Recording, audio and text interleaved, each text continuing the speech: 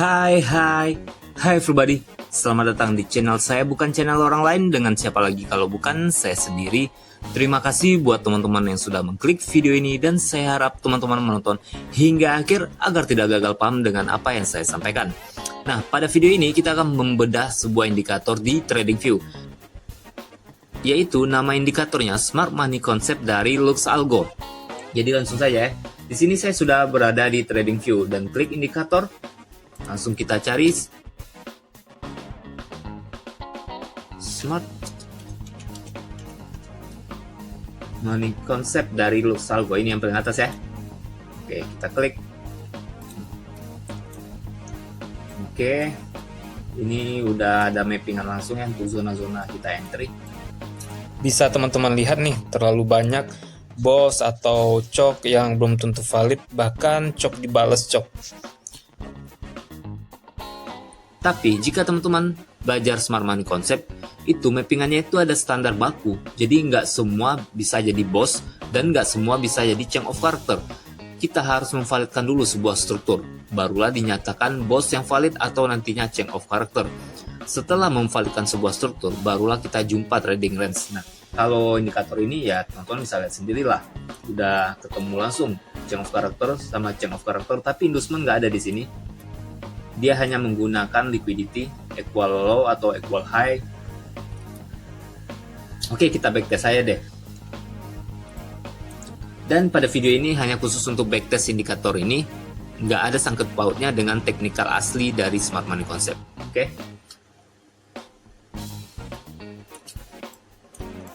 Saya akan replay dulu nih. Sampai tahun berapa ya kita replay?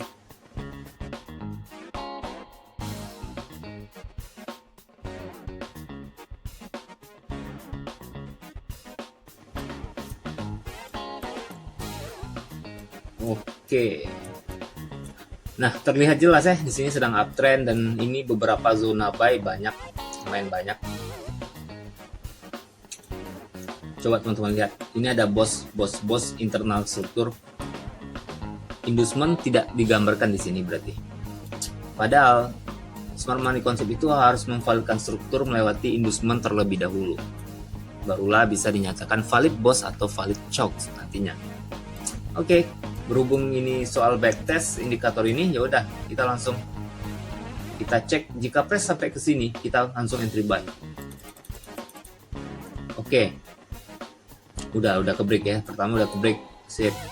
Nah, di bagian ini ada zona sell.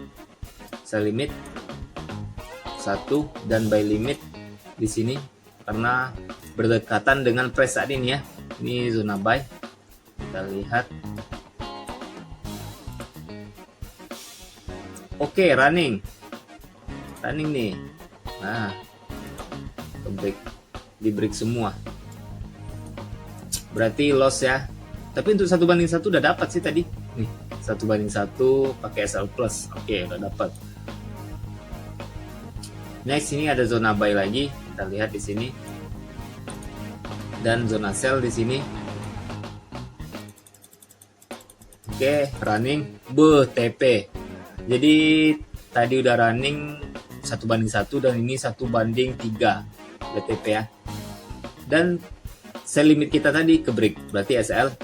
Jadi poinnya 2 profit 1 loss.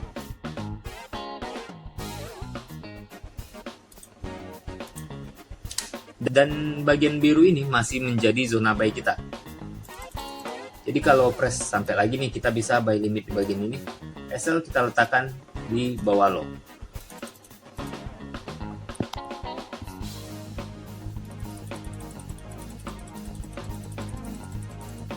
Oke, ada zona buy baru. Buy limit TP di sini. Dan untuk sell juga bisa di sini. Ini menurut indikator ya, ingat menurut indikator. Saya hanya nge-backtestin ke teman-teman cara kerja indikator ini.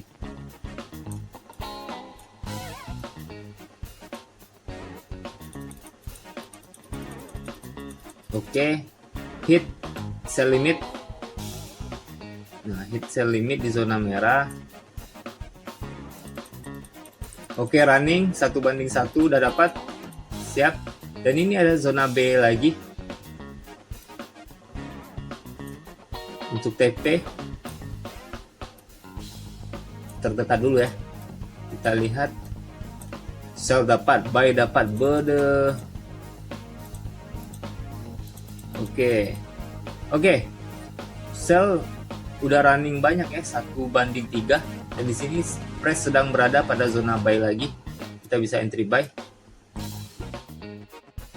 Ingat kalau menggunakan indikator ini, ready to set SL atau SL plus ya, ketika running beberapa pip 10-20 pip langsung set BA.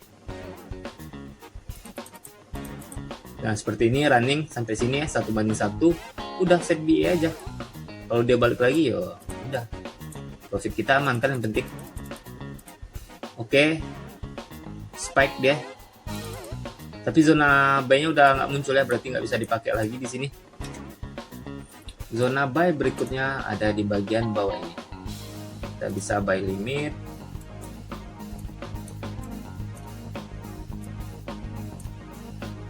Dan target TP di bagian atas. Jadi kalau kita lihat ada profit ada enggaknya juga ya. Ya tergantung lah. Seperti yang saya katakan tadi, jika running sedikit udah set BA. Kita bisa sell di sini karena ada zona sell. Lihat, muncul zona warna merah atau OB. Ini kan dinamakan OB kalau di indikator ini. Oke, ini udah running. Bentar. Nih. Untuk 1:1 udah dapat, langsung set BA. Set. Oke, hit BA kita ya. Dan muncul lagi zona sell. Kita akan sell lagi di atas ini. Untuk buy ya kita hapus dulu lah, masih jauh. Kita akan sell lagi di bagian ini, ada zona sell, SL di atas shadow, TP di bawah. Oke, gagal. Ini jelas sudah gagal ya, karena nggak ada running sedikit pun, langsung nge-break. Kita bisa entry buy lagi di bagian ini karena ada zona nih, zona demand untuk kita buy atau OB. Kalau sampai ke zona yang merah ini duluan, berarti kita nge-sell duluan ya. Oke, hit buy limit. Oke, di break. Jadi gagal. Nah, sekarang price sedang berada di tengah-tengah, jadi kita nggak ngapa-ngapain. Ini time frame 4 jam ya. Coba kita ubah 1 jam. Kelamaan nunggu 4 jam. Oke, di 4 jam sedang berada di zona sell. Apakah kita bisa sell? Kita coba sell, SL diletakkan di atas ini. Atau teman-teman bisa tunggu yang namanya konfirmasi entry. Teman-teman bisa cek video saya sebelum-sebelumnya. Bagaimana cara mencari konfirmasi entry, silahkan dicek di playlist YouTube saya. Ini ada zona buy juga. Yaudah, ntar kalau sampai ke zona itu kita buy. Oke, hit SL. Hit SL nggak ada running sedikit pun. Nah, kita buy di sini. SL bakalan tipis nih. Di bawah candle sebelumnya. Untuk TP ya 1:2 dulu lah. Ini udah 1 banding berapa? Udah banyak ya. Nggak kena. Entry kita nggak kena. Oke, entry kita kena. Oke, running udah kena duluan sih. SL ya udah nggak apa-apa, anggap aja running pakai SL plus, dan kita berada pada zona entry sell. Kita ambil sell limit, SL diletakkan di atasnya. Ya, TP terserah dulu lah. TP open, running lagi. Jadi ada SL, ada profitnya ya.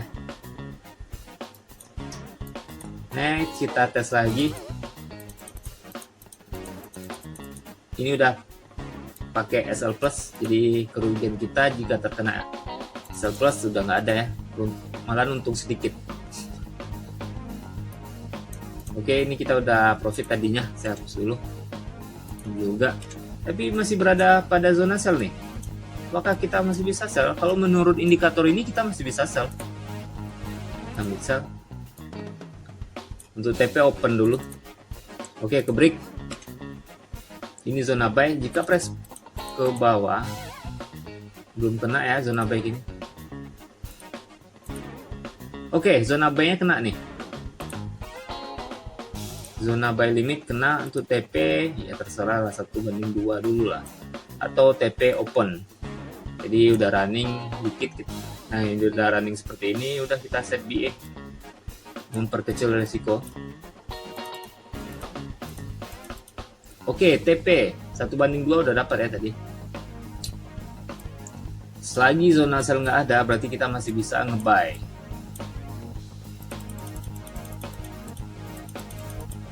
Oke, ada zona buy yang baru, kita buy limit di sini.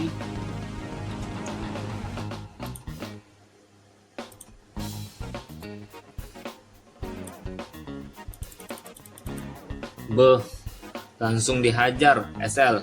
Jadi ada SL, ada profit ya. Ya namanya trading, pasti ada loss, pasti ada profit teman-teman. Jadi kalau loss mulu itu salah sistemnya atau money manajemennya. Oke, zona buy tidak terlihat saat ini karena yang terdekat pada saat ini yaitu zona sell. Kita ambil sell limit di bagian ini.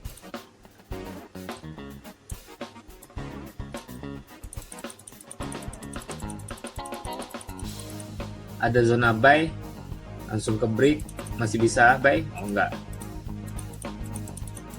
Next, kita lihat apakah sell limit kita kena. Muncul zona sell terbaru, kita langsung entry sell limit. Hit SL lagi, ada sell limit lagi di atas. Oke, running 1/1/2. Ya terserah mau pasang BA dulu atau langsung take profit. Oke, running lagi nih, ada zona buy lagi nih. Lihat mana yang bakalan kuat ya, zona buy atau sell. Di sini kita bisa buy. Karena zona biru, zona buy.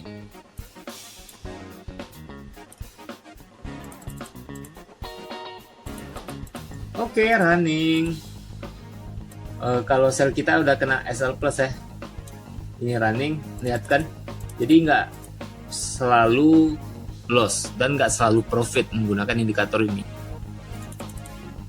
Ada zona buy terbaru, kita buy limit di sini. Ini saya hapus dulu. Oke, running lagi. Udah TP duluan ya, baru press balik lagi nih. Masih bisa entry buy, masih sampai zone itu di break. Running lagi nih. Oke, ada zona buy terbaru, kita buy limit di sini.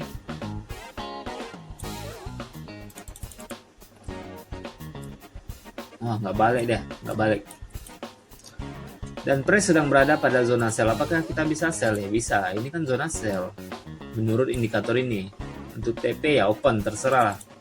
Ini udah running ya, kita bisa set BA. Bahkan longsor sampai ke zona buy lagi. Kita bisa entry buy. Entry buy pertama di break, entry buy kedua coba kita di sini. Oke, running, kita set BA langsung. Nah, teman-teman bisa melihat ya untuk win rate indikator ini, ya namanya trading ya. Nggak usah muluk-muluk ingin profit terus, apalagi cuma mengandalkan indikator. Udah untung ada indikator kan bisa membantu.